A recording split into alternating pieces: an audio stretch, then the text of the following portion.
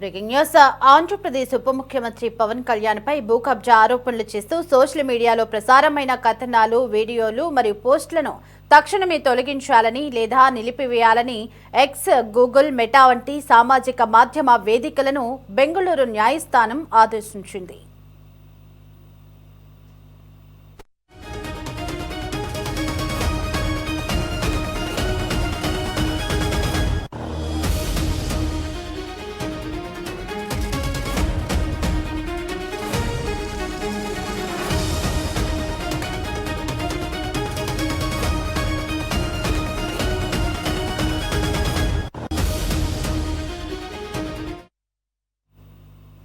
తెలంగాణలోని కోడిచెరువు భూ వివాదానికి సంబంధించి తనపై వస్తున్న అసత్య ఆరోపణలపై పవన్ కళ్యాణ్ దాఖలు చేసిన పరువు నష్టం దావాను విచారించిన కోర్టు ఈ మేరకు మధ్యంతర ఉత్తర్వులు జారీ చేసింది.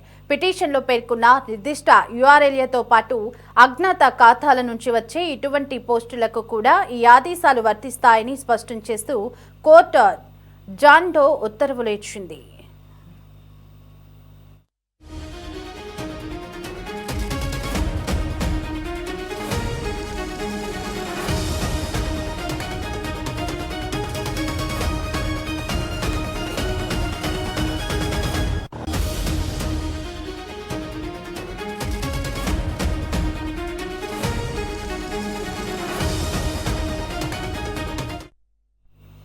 తెలంగాణ రాష్ట్రం రంగారెడ్డి జిల్లాలోని కోడిచెరువు భూములను పవన్ కళ్యాణ్ కబ్జా చేశారని, భూ రికార్డులను తారుమారు చేశారని ఆరోపిస్తూ మే నెలాఖరు నుంచి జూన్ మొదటి వారం మధ్య సోషల్ మీడియాలలో పెద్ద ఎత్తున పోస్టులు వైరల్ అయ్యాయి. ఈ దుష్ప్రచారంపై పవన్ కళ్యాణ్ న్యాయ పోరాటం ప్రారంభించారు.